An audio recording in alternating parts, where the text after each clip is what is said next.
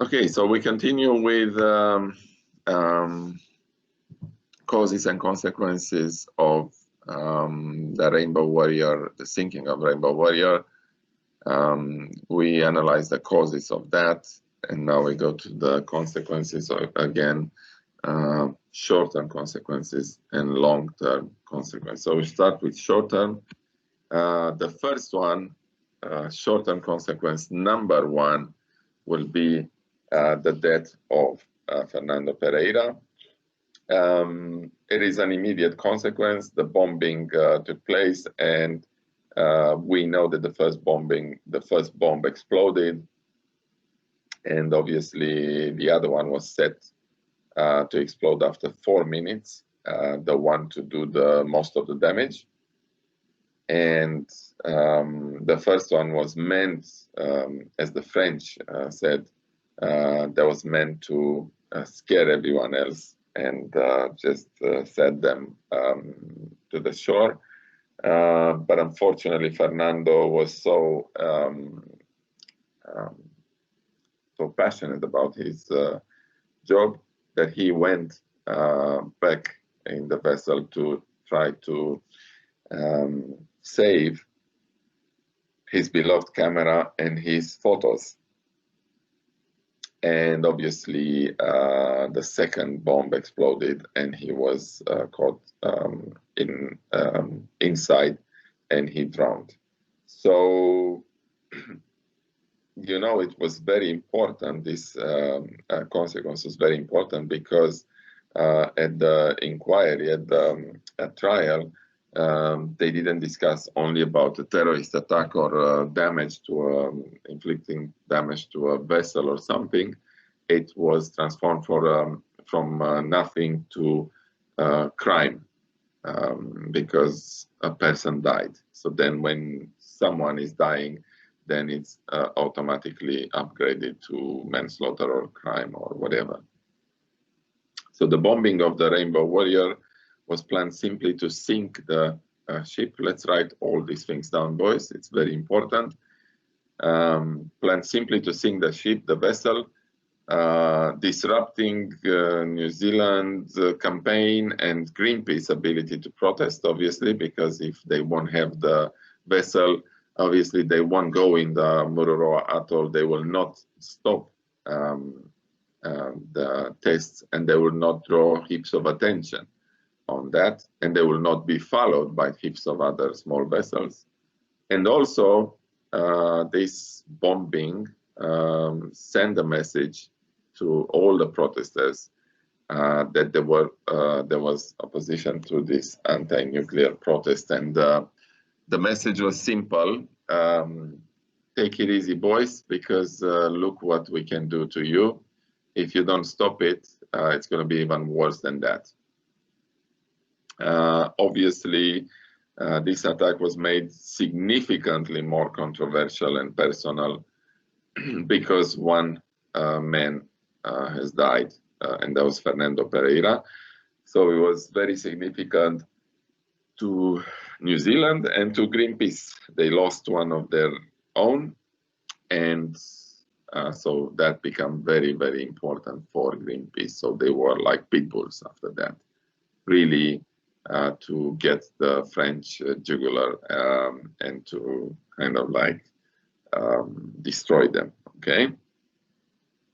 So this will be the short-term consequence, an immediate consequence, okay?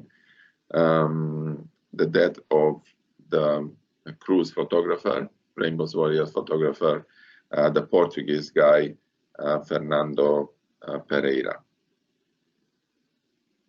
So we go to the short-term consequence number one. To continue this, the first bomb was meant to cause people to evacuate the boat. As I said, this is what the French said, okay? And the second bomb was meant to cause the actual damage. And we've watched that documentary in which the guy who set the bomb actually said all this stuff, and he said he's sorry, he apologized, and all that stuff. But it doesn't really mean anything after one person was dead, so you cannot bring the dead back. Fernando Pereira came back on board, as I said, to photograph the damage. So he was not only to save his camera, but he wanted to actually document, to photograph all the things as they as it was done. So you cannot request control. Okay, leave it there. Just to confirm, boys, that you can still hear me. Can you still hear me? Yeah. Good. Yeah.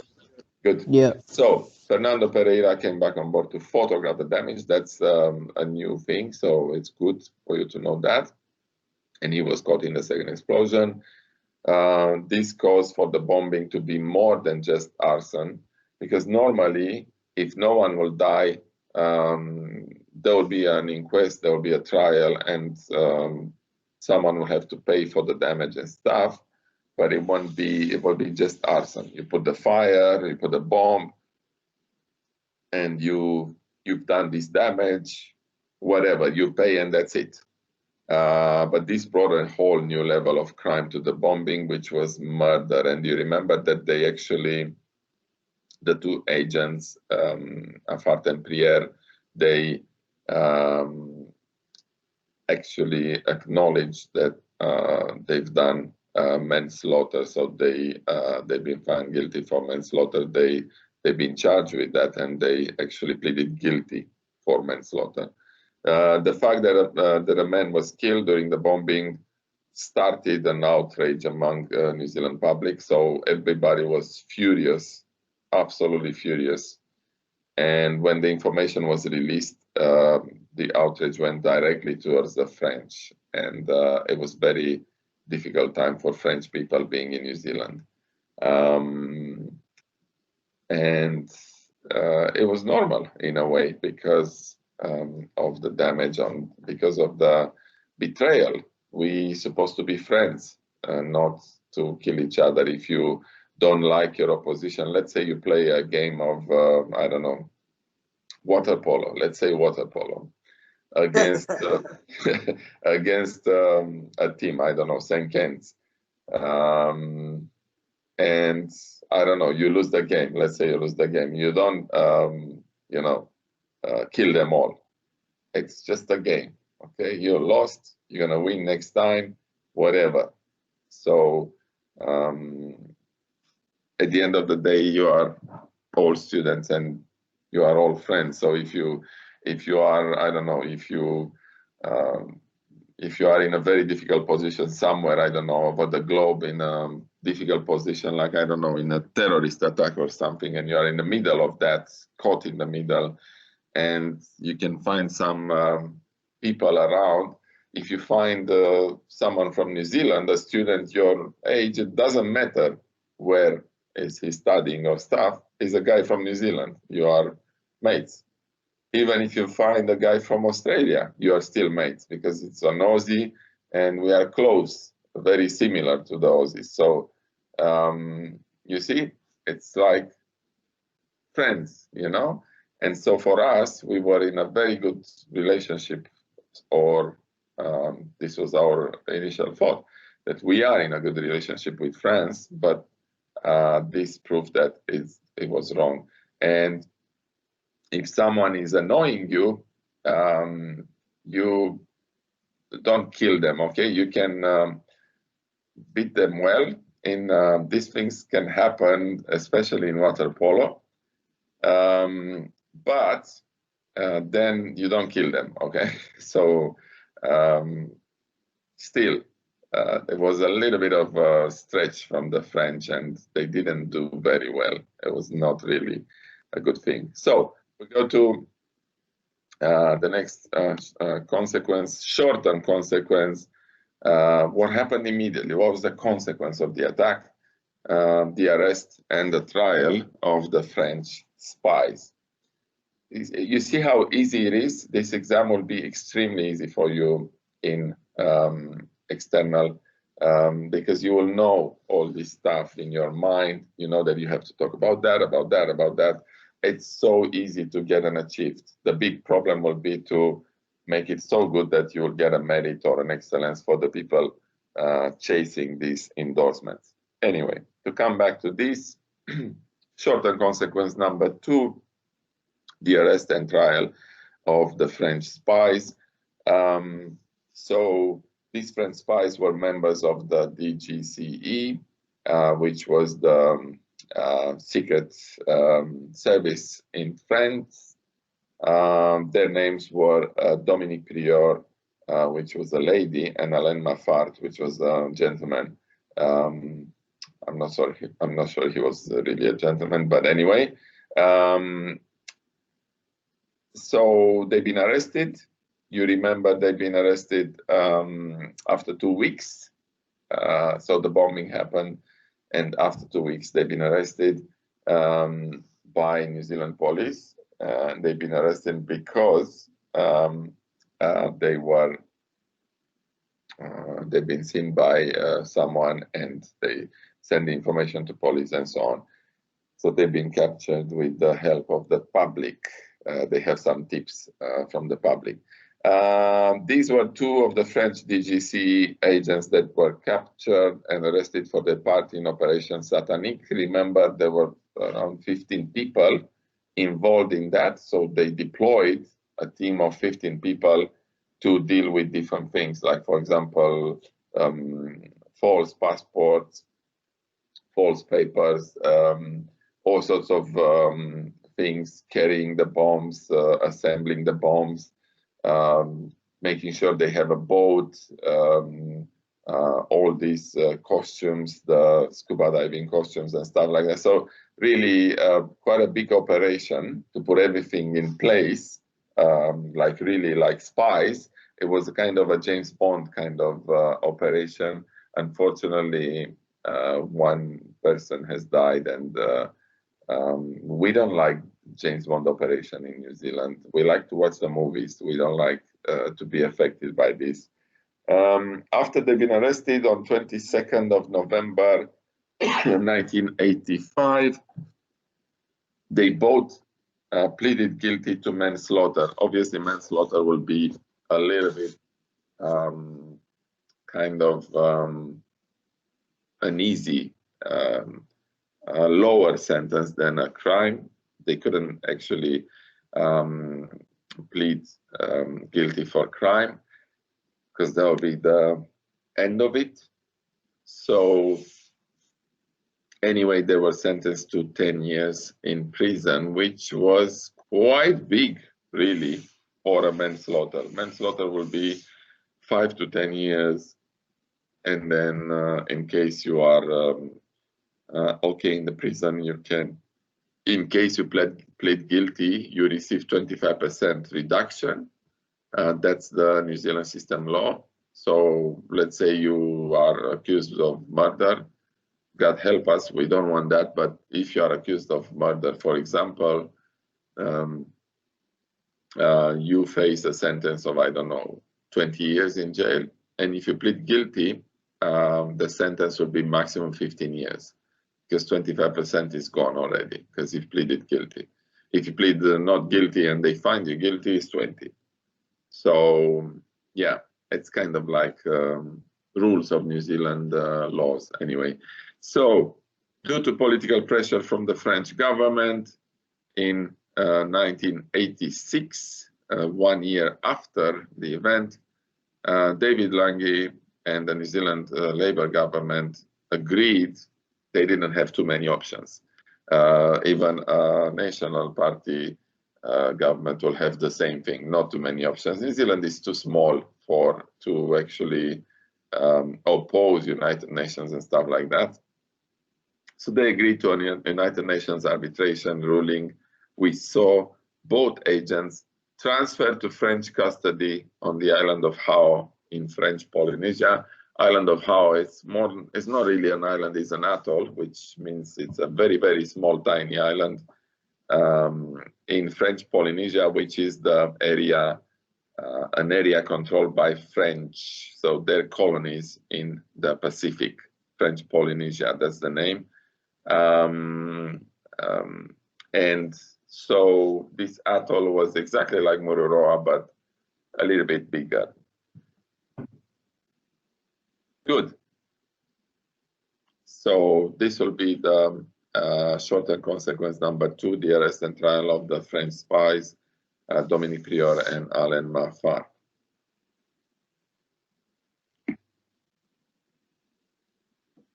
Good. Next, we continue.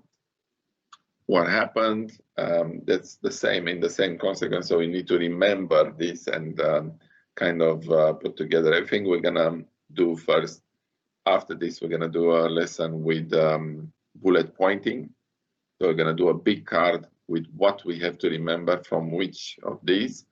And then once that's done, and that's gonna be part of your plan in the planning, then you can expand all the information and it's going to be so easy for you boys. So then on 6th of May, 1988, having served less than 2 years of their sentence, both Maffart and Prieur were released after 2 years. That was a shocker for New Zealand, and we couldn't do anything because that was French territory. So they tricked us, including United Nations. As Prior's husband has been allowed to join her on how she was returned to France as she was pregnant. So Prior husband, Prior husband, he went there. She got pregnant while in prison, which sounds very, very fishy and strange. And because she was pregnant, that was the reason. So probably that was the plan all the time. Come here, make me pregnant, and then I'm gonna be released. Maffart also returned to France due to illness. That's also fishy. That cannot be controlled. And this sounds more like excuses, in my opinion. And neither returned to how to serve the sentence. On top of these boys, which was really, really bad for New Zealand, New Zealanders went really, you know, kind of very upset. They were very upset about this. On top of this, upon return, both were highly decorated and promoted. So can you beat this? This is the biggest injustice ever seen in report with New Zealand. So really, really bad. Excuse me. So the arrestation of these people and trial of Prieur and Maffart was a direct short-term consequence of the Rainbow Warrior bombing, and their part in the bombing and early release from imprisonment affected severely, very, very much affected very much New Zealand's relationship with France. And from that moment, nothing was the same again. We've had that suspicion. We couldn't trust each other with the French government. We are not involved with the French government. The only thing we're doing is trading, and it's not on the highest possible. So really, because of that, we kind of damaged our relations with France forever. And some people will say, oh, look, it's just one man who died and just one boat of the crazy greenies and stuff. But it's not only that. Even one person, if they die, that's a big thing. It's not okay. It's really not okay. So you have people invited in your place. They've been okay to come in New Zealand. You don't kill people who are invited in my home, okay? Just because you want to stop some protests, which is stupid, absolutely stupid. They could have find many, many other ways to do that. other than killing people. Anyway, Mafart, again, she was decorated. Dominic was decorated. Mafart, he was decorated. So everything was like a slap on New Zealand's face. And so New Zealanders were very unhappy, profoundly unhappy. Okay, so now we go to the next one, which is long-term consequences. Long-term consequences, almost there, boys. After this, we're going to have heaps of activities and stuff related to Rainbow Warrior, and then we're going to start writing this to be very well prepared for the external. I'm very confident this class will do an amazing job in the externals. Now, long-term consequences. The consequence number one, jeopardizing New Zealand's relationship with France. In my opinion, it was destroying New Zealand's relationship with France. Let's write this down. That was a major, major consequence on the long term, and was direct, was severe, was very harsh, and it had a long-term effect on New Zealand's relationship with France. So at the time, France and New Zealand were allies.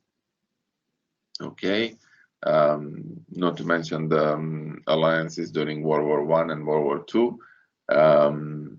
But we were in a very good position. We were considered friends with the French people. So this attack was really like a huge shock for New Zealand society.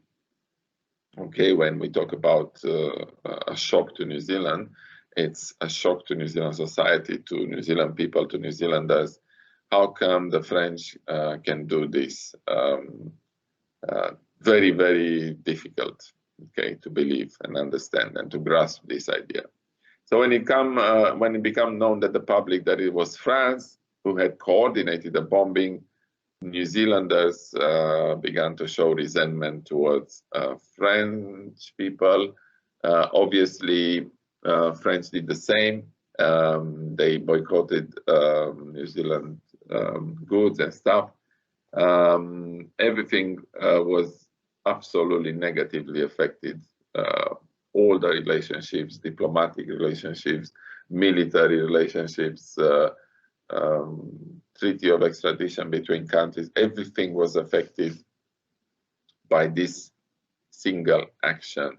And remember, we didn't start this. The French come to our home and did that.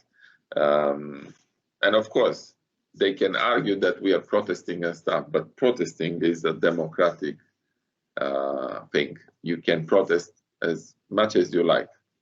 If I don't like the government now, I can go in Aotea Square and stay there with a protesting piece of writing down with Jacinda. I can do that if I want and stay there for like 20 days. No one can stop me because it's my right to protest. If I don't like the National Party, I can do the same thing. I can go to their place and just stay there with the thing, go with whoever is there, Judith, okay, and so on. You have the right to do that. That doesn't mean that they can kill you or something, okay? Normally in a democracy, you can protest. It's a major right you have, the right to speak, the right to associate, the right to vote, the right to protest, okay? So no one can kill you just because you want to protest. No one can beat you because you want to protest. In some countries, people can actually be killed if they protest. So think North Korea. There is no such a thing like protesting in a dictatorship. And you know that I was born in a dictatorship. I lived my life in a dictatorship, and I was your age when I was in the dictatorship. There was no such a thing like protesting. I didn't know that you can do that. Anyway, we continue this. David Lange expressed his anger towards the French, which was good, and he was annoyed that French Prime Minister Laurent Fabius would not name the French agents involved and exonerated them from blame and even decorated them, which was unbelievable. So Laurent Fabius was really, of course, it was not necessarily his decision, though France is led by the Prime Minister. Of course, President is more important in France, and President at the time was Valéry Giscard d'Estaing. Immediately, the trade between the two countries was threatened as New Zealand began boycotting French imports, and French people began boycotting New Zealanders' exports. So it was a thing like never buy a French product, and in France, never buy, don't buy the Kiwi products anymore. And so it was a kind of like hurting each other. And of course, from this thing, New Zealand lost the most, because of course, France is a huge country. It's a very important country in Europe. They have power, they have treaties with other people. We are dependent on our exports, so we can be hurt easier, okay? Anyway, the second long-term consequence will be, let's see how many. That's the last one, boys. Look at that. We finished that, which is fantastic.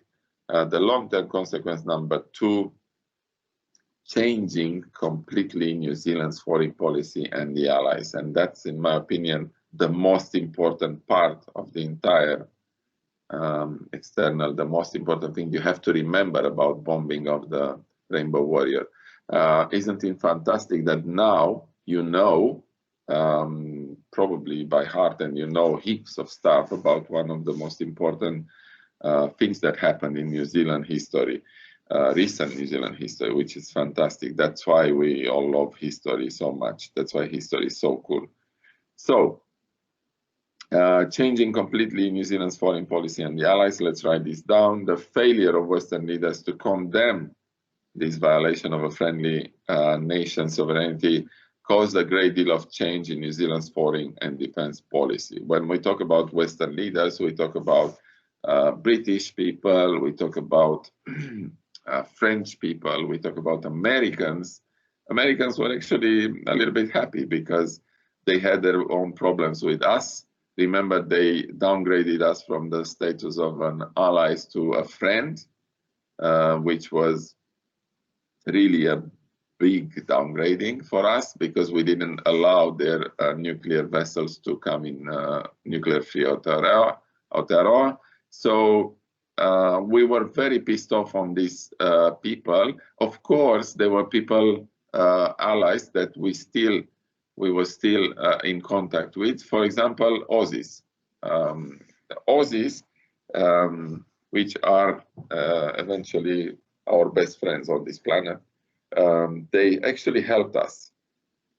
They didn't protest too much because they wanted to protect their trade with France and stuff, but they helped us, and I'll tell you how.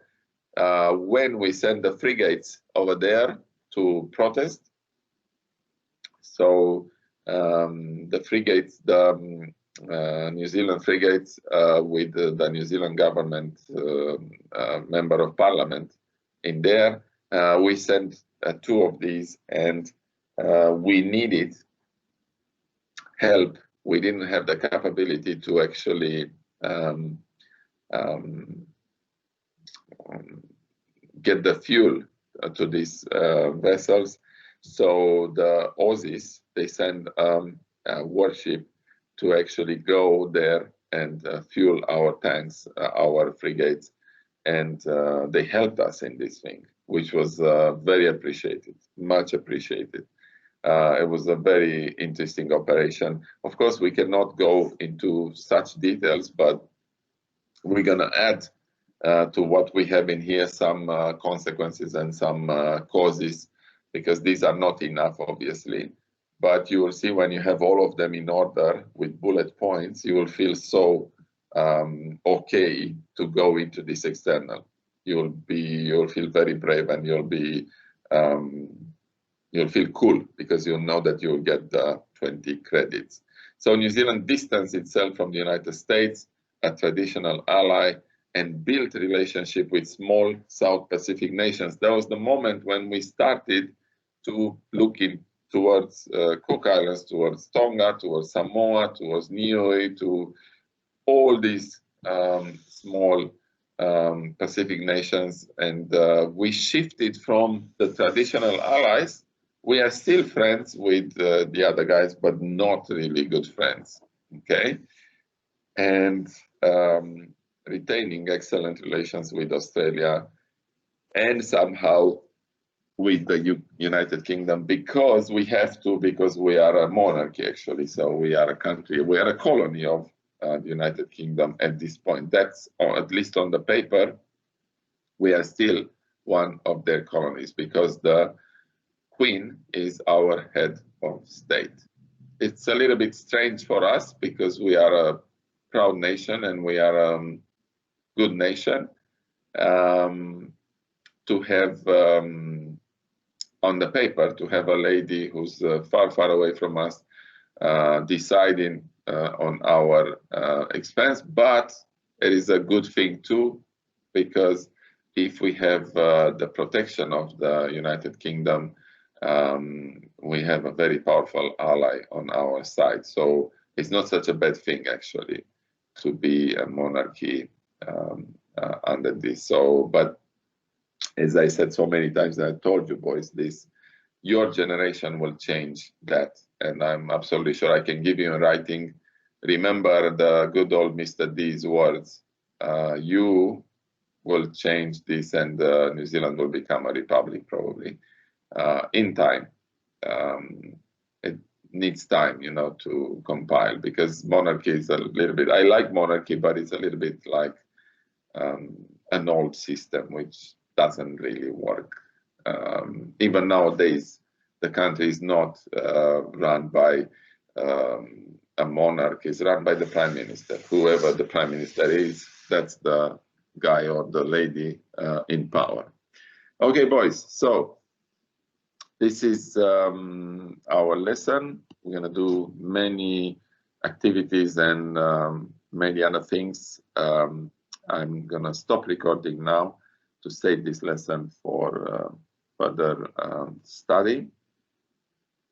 And then we're gonna end the lesson.